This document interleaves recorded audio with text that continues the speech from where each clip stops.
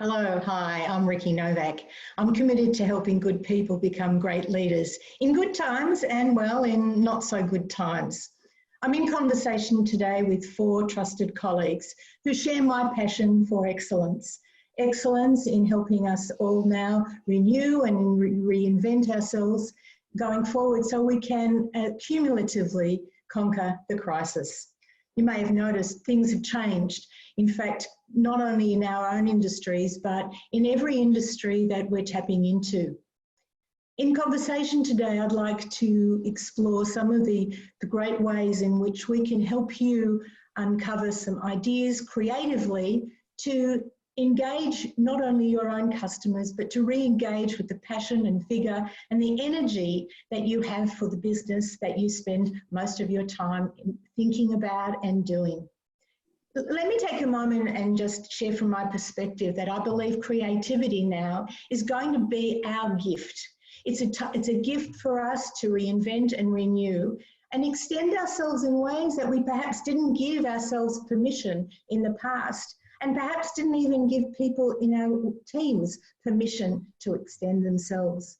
So as we uncover the next 30 minutes or so with my colleagues, I'd like you to take a minute and reflect on how you can become more creative and share back with your colleagues and share back with us individually or collectively some of the key things that are going to be working for you.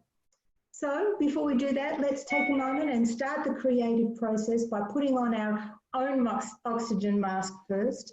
Take a deep breath, get ready, and think about this is time for you. So you might like to take some notes or just absorb the information. I'd like to introduce Brad Tonini. Brad is a sales strategist. He has worked with Australia's and international clients in the area of sales strategy, creating a really strong sales culture. He transforms organisations and salespeople into trusted advisors. Hi, Brad. G'day, Ricky. Good to be with you. With you too. Clifton Warren, sitting there with a city backdrop behind you. You're providing growth solutions for financial services, for accounting, for insurance, and for people who really understand the financial world. So I look forward to hearing your creative side of where we're going forward. Nice to see you, Clifton. Tom Verghese consults, writes, and speaks on the topics of cultural intelligence, global leadership, diversity and inclusion. And if not now, when, Tom? Because it's all up for grabs and it's all up to us. And Ray, it's interesting now that in your field, in efficiency, how much more opportunity is there for us now to really drive home results, and the way in which you help organisations improve organisational efficiency helps us to all and your clients to assess how well they're going. And I look forward to hearing all about that. So let's start with you, Brad. What's happening in sales now? Can we sell? Is now a good time? What do we need to do creatively? What a great question. It's a question I'm getting asked a lot at the moment, Ricky, is, can you sell when no one's buying? And this is essentially, I think, the situation we're in, where we've had a period of acclimatization. People are getting themselves organized, working from home. Businesses are going through a shift. Some people are not around in sales teams right now. They've either got a long break or they've moved out of the sales team and no longer have a job. So things are changing. And what that means is that I think that we're not going for the sale. What we're trying to do is we're trying to develop and nurture relationships. There's never been a better time, as far as I'm concerned. I don't know if you found the same thing, Ricky, but talking to people who you haven't spoken to for a while, catching up with old clients, lapsed clients, people who have been on your radar for some time, they're taking emails, they're taking phone calls right now. As long as you have one thing on your mind, that is, how can I be of service to my clients and prospects? How can I help them in any way by being there and being available to them, rather than how can I make a sale? Now, if you come from that point of view, I think you've got every opportunity of coming out the other side in what I call the upturn and be well positioned to actually run a very successful sales business. So Brad, when you've made the call, and I'm sure you're making calls to your clients, current ones and not so recent, and then way back when you started your business, what's been the difference in the type of conversations you've had with current clients versus more, older clients? Well, I think you look at the rapport building phase in a phone call or a face-to-face meeting. Let's face it, rapport is pretty easy to get because you're actually talking about a common issue that everyone's got. In a lot of sales teams, salespeople say to me, how do I start a conversation? What questions do I ask? Right now, it's pretty easy. You just get into the conversation about what's going on. And we all understand that we're in the same situation to a certain extent. So we're on the same page in a lot of ways. But I think in terms of where the conversation goes, I see that we're sort of going through three phases in some ways. We're looking at this whole acclimatization, then innovation, if you like, and then activation. In other words, at the end of the day, we need to be activating as we move along the track and move back to full strength, whenever that'll be. But we need to innovate right now. And a lot of sales teams I'm working with are thinking about how they can innovate their sales process, how they can review what they've been doing in the past, how they can look at how they get more referrals when they come out of this, how they change their languaging. There's a lot of things you can get to work on right now that are innovative processes that mean that you can hit the ground running when you start to see things change. So I think it's a tremendous opportunity in some ways to really dig deep, look at the client relationships, look at your innovation in terms of your processes, make some changes, build your database, develop new contacts through somewhere like LinkedIn and develop great connections. I mean, there's so many things you can do right now. There's no reason why anyone should be sitting there thinking, oh, well, I can't sell right now. There's tons of things we can work on. So that, to me, that there's a feeling it could be of overload. There are so many things that one could be doing in this sales process.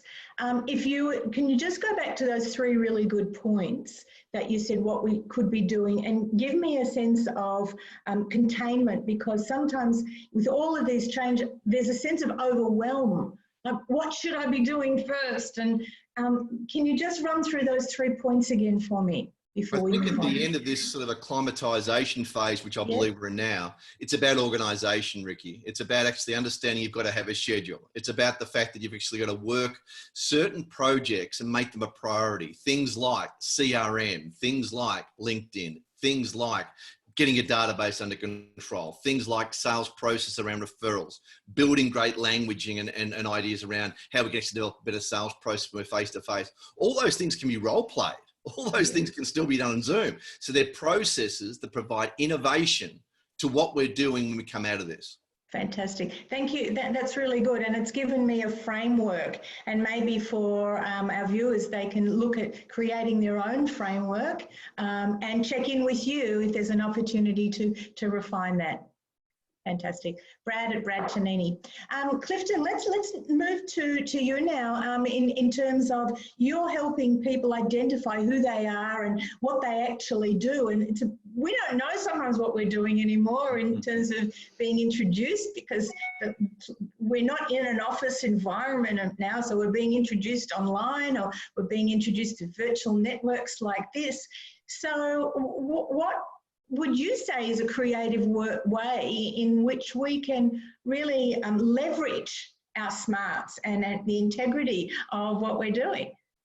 Well, the good news is the basics haven't changed. It's just the medium that we deliver the basics to, virtual versus face-to-face.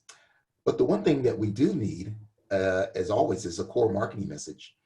And that core marketing message is evolving now.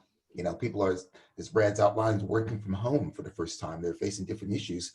So it might need to adjust our core marketing message, which is really just a part of our value proposition, so that we appeal to a wide section of the marketplace as possible, whatever your niche markets may be. And a good way to look at that, there's actually 4 ways to speak about what you do. When someone asks you, what do you do? You know, the first and most common way and common mistake people make is they just state their job title. I'm a lawyer, I'm a doctor, I'm a dentist.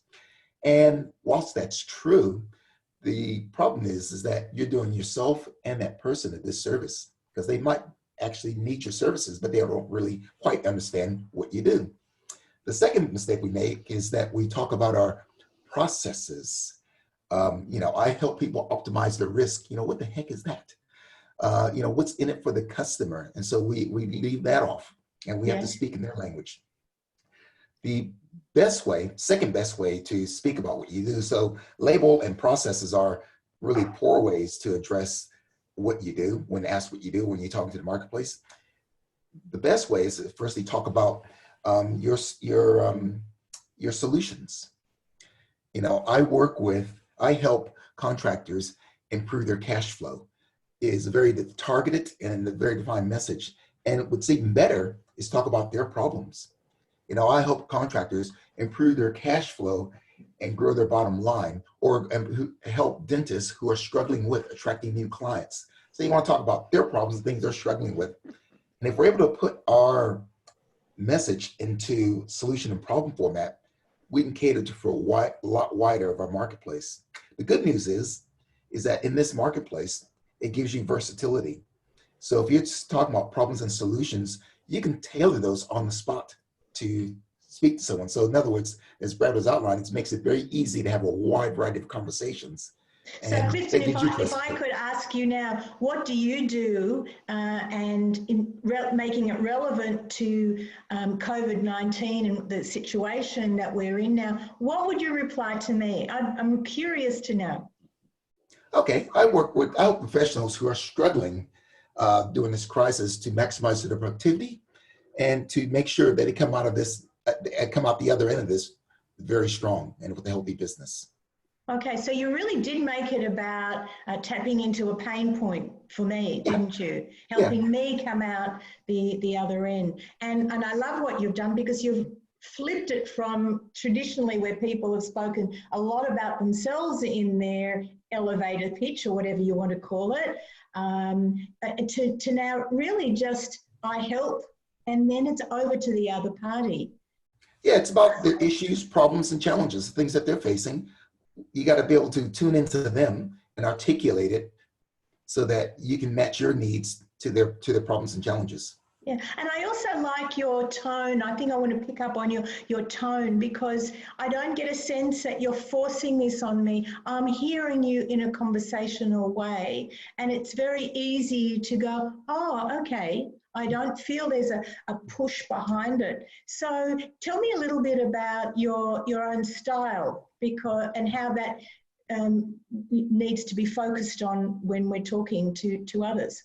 Let me give you a simple formula. And this is something I recently learned, and I've been helping clients with it with great results. We talk about a value proposition. One good way to package it up, when someone says, what do you do? Just say, I'm the guy you call when you're struggling with X. In my case, I'm the guy you call when you're struggling with growth and retaining your clients. I'm the guy you call when you're in trouble with communicating to your marketplace and so forth. So that's a nice little simple way to state what you do, but package up their issues and problems, and it's flexible.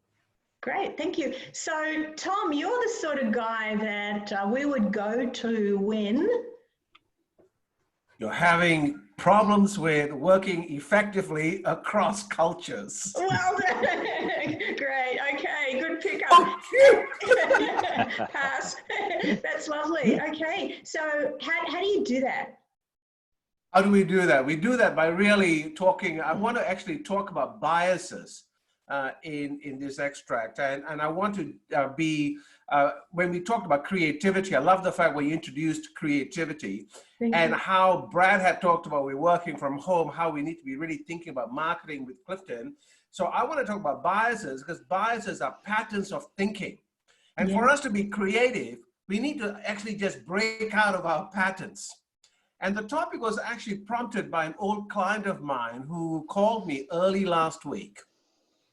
He has just joined a new team, a leadership team.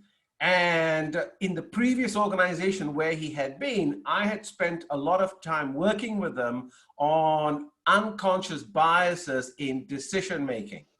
So he called me because with the new team he had joined, he said, gosh, Tom, I'm amazed at the number of biases that are existing in their decision-making processes. Can you give me an example? How do I raise it with them? How do I challenge them? because I'm the new person on the block, I'm the new person on the team, and I just got to work out how things, the lay of the land, but how do I kind of challenge it? So that was a great question, great observation. So before we kind of talk about what were some things he could do, let's just take a moment and think about, well, what's a bias, right? So bias is actually a preference based on assumptions, stereotypes, thinking, upbringing, culture, and we're all biased, right? I'm biased. All of us here are biased, and everyone's biased. Biases are really necessary because they help us navigate life. Can I just ask you, are biases the same as blind spots? Because I hear the word often, blind spots, and I know we've got, they say about 150 or 120 blind spots, and I think I wouldn't have that many, maybe some, but you know, how many, is it the same? Yeah, so blind spots would be the unconscious biases, right? They're the things that we don't see. So some of our biases, we are conscious, yeah, they're explicit. We may have a bias towards a certain type of food, or certain type of car brands, as I know Brad does. But you know, a lot of our biases are unconscious. We don't even know. So they get in the way of us when we're making decisions. So we have patterns of thinking that we follow a certain pathway. Now, in times of anxiety, as a lot of people are in now, where there's uncertainty, not quite sure how do we navigate our way through this. As human beings, we go through either we fight the situation, or we run away from it, or we freeze. But we're all having to make choices. We're all having to make decisions. Now, if we are not careful, we'll just revert to our old pattern of thinking. And we'll just make decisions because that's the way we've always made decisions. So for us to be creative in this new arena, we want to be looking at how do I, in fact, think about things differently? If I want to be creative, how do I get more creative? And a great way to do that is actually get someone to be a sounding board for you. Talk your decision with them. So get a coach, get a mentor, call one of us. Yeah. Have a conversation with us, right? Yeah. You know, because we all have different areas of specialty. So if the decision has something to do with marketing, well, call Clifton, right? If it's something to do with sales, call Brad. If it's something to do with efficiency, call Ray. If it's to do with emceeing, presenting, call you, right? Diversity, call me. So, you know, all of us are doing this because we are there to serve our clients. Yeah, exactly. As Brad said. So let me wrap this up by saying, what did I suggest to my client who approached me? I said, talk to the team from a space of curiosity. So say things like, I'm really curious, how did you come about with that decision?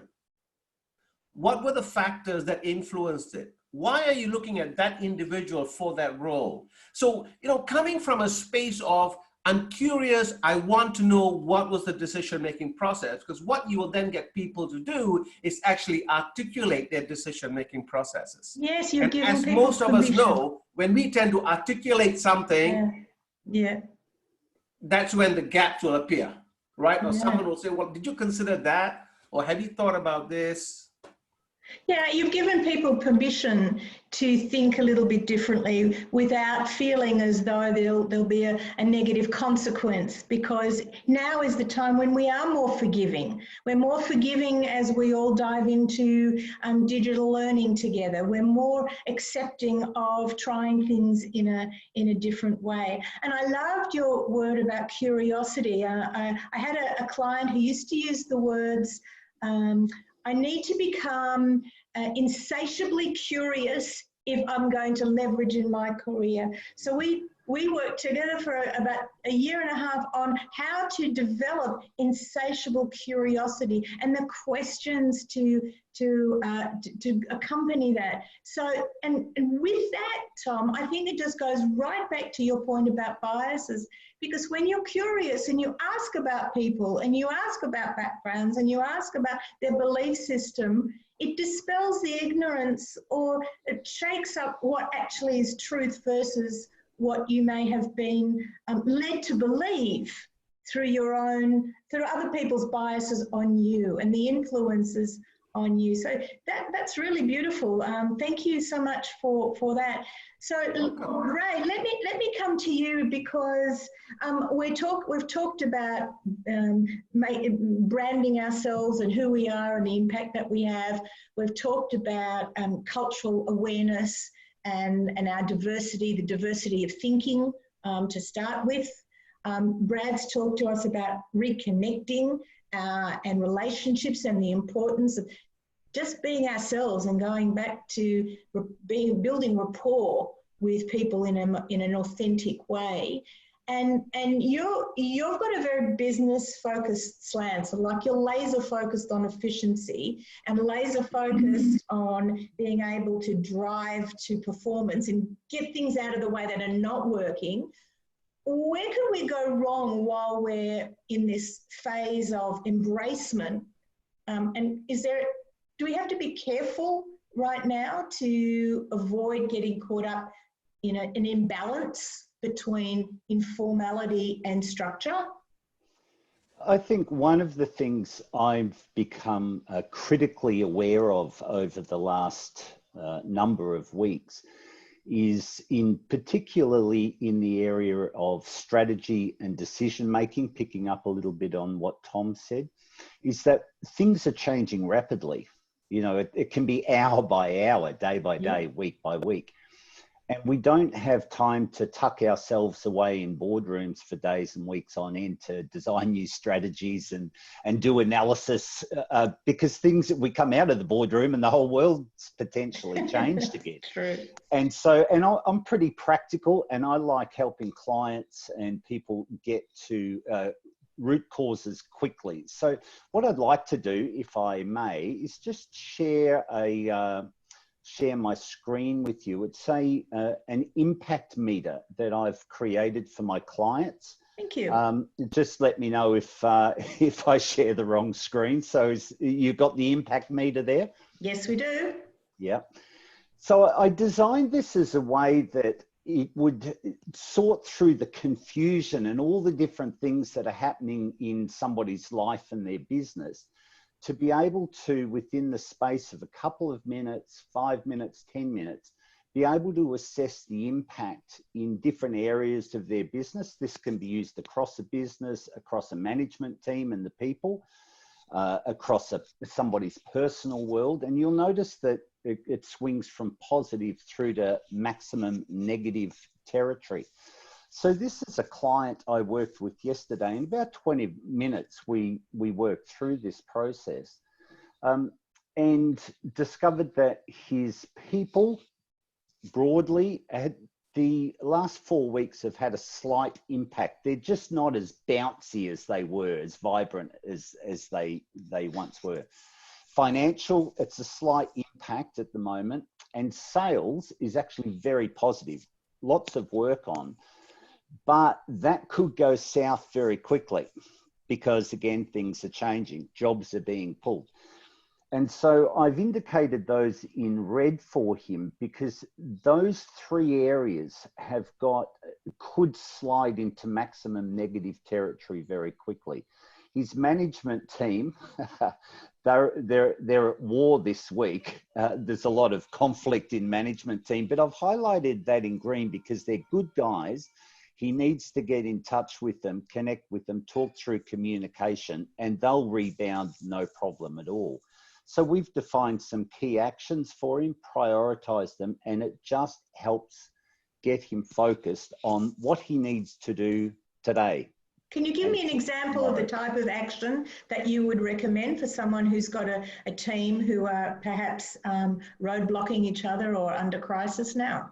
Well, the management team is a classic. I've encouraged him just to get them together because things are changing so rapidly. He's taken Commander General stance and has an issue with overriding their authority. So he's got to pull back into the lines and also communicate that to the broader team, that they keep communication open. So for them, it's a simple meeting, an open meeting to start with, and then on a regular basis to be, again, keep communication flows open. Mm-hmm. Okay, so what I like about this, you can actually, on the left-hand column, you've got people, financial, sales, management, culture. based on what we've been talking about today, we can actually, with your permission, in a sense, put people and sales, you've got sales in there and culture in there as well, and just work and ensure that we keep track of how we're going ourselves as leaders in business. Yeah, definitely. So it's a good mechanism, not just for yourself, but for your team, and then to reflect back and do a bit of a 360 on how it's going, and maybe get others in the team to do a view on where they're seeing it. Because from our perspective, and what Tom was saying, we could get stuck in our own views. Yeah. How often do you ask the teams to reflect, to reconsider perhaps the leader's perspective of view? Is that something you would actually discuss with your the people that you work with? Yeah, just on a regular basis. I like the whole thing of open communication. Yeah. And oftentimes I will incorporate 360s, obviously getting permission from the business owner. It defines how secure they are when I interview their team and get their feedback. But in a lot of the coaching I'm doing at the moment, I'm able to feed back directly and very quickly to the business owners, executives, how their teams are doing. I think that's critical.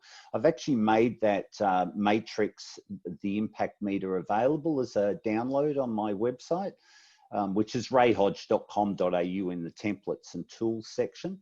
But that's available for anyone who wants it. Thank you. Fantastic. So if I appreciate everybody's insights, and what we've tried to do in our conversation with you today is give you some ideas to focus on, some things to consider, and maybe one or two to apply today, because we always know that the best learning comes from immediate implementation.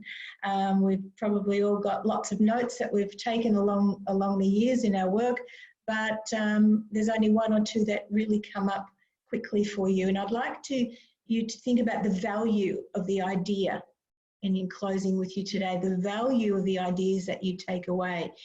Whatever your idea is that you take away, however creative you think it is, just put a $ next to it and say, if I was to do this, what would the dollar value be, the return to my business or to the business that I'm working in? And is it going to be worth the effort for me right now? Because it's very easy to pick up all new ideas and tips and say, oh, that's great. But I think we need to resist the temptation to pick up something and run with it till we understand, does it have a fundamental value? Now, that dollar value, you can look at it literally in dollars and cents, but you might also like to look at what is the value back for you personally, and does it really equip you with a feeling of purpose and vigor and passion for the work you do. I hope it does. I hope you've taken away something wonderful. We look forward to hearing from you individually or collectively, and look forward to creating another powerful 30 minutes for you going forward. Take care, be well, and be safe.